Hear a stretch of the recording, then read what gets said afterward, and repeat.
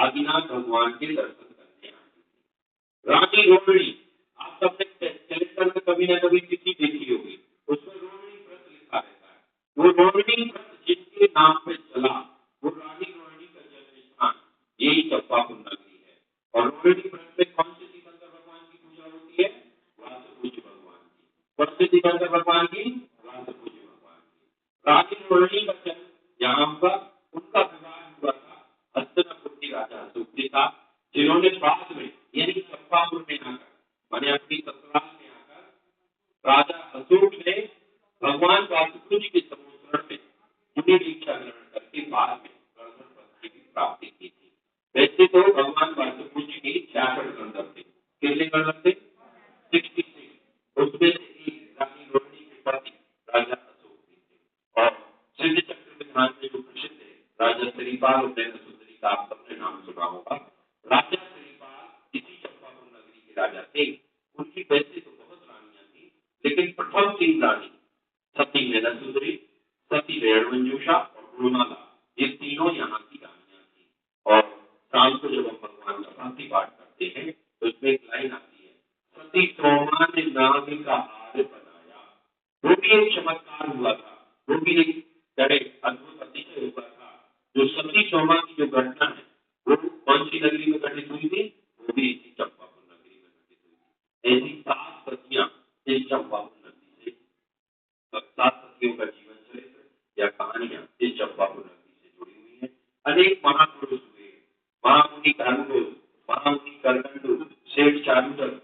सेठ चारुदत्त का नाम सुना होगा आपने। 10 लक्षण पढ़ में अक्सर प्रवचनों में कहानी सुनी होगी कि एक सेठ थे जो बेच्या भवन के चक्कर में पड़ गए थे, सारी धन संपत्ति लुटा दी थी। वो सेठ चारुदत्त की कहानी, उनका पूरा का पूरा जीवन चरित्र इसी चंपापुर नगरी का है।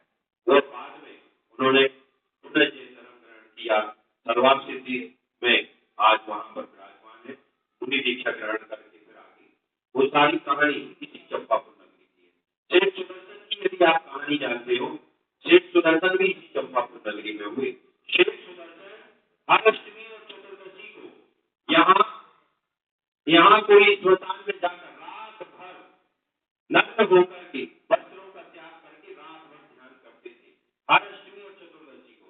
अभी उन्होंने मुनि दीक्षा ग्रहण नहीं की थी, वो गृहस्थ अवस्था में थे, लेकिन उनका नियम था घर छोड़ करके रात भर स्मशान में रहकर ध्यान करते थे।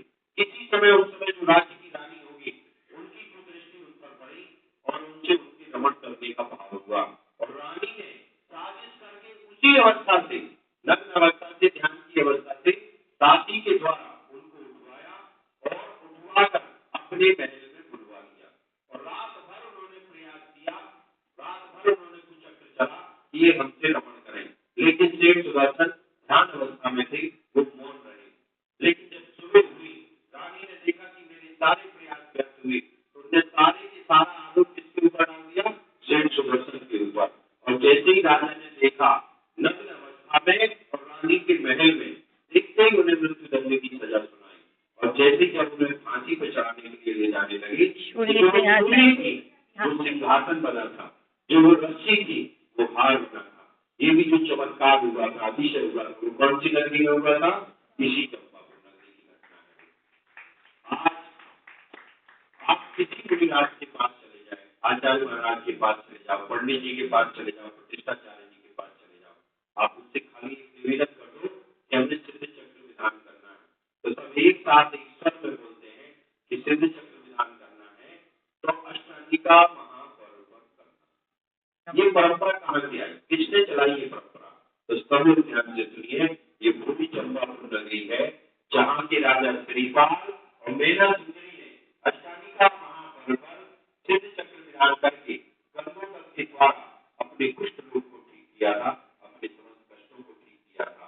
या सीधी सरल भाषा में कहें कि कर्मोदक की महिमा बताने वाला भी यदि कोई सिद्ध क्षेत्र है तो ये चंपापुर सिद्ध क्षेत्र है।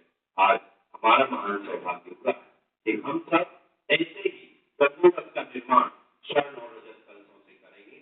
हम यहाँ पर भक्ति भाव पूर्वक भगवान का अभिषेक करेंगे, शांति धारा करेंगे। भगवान की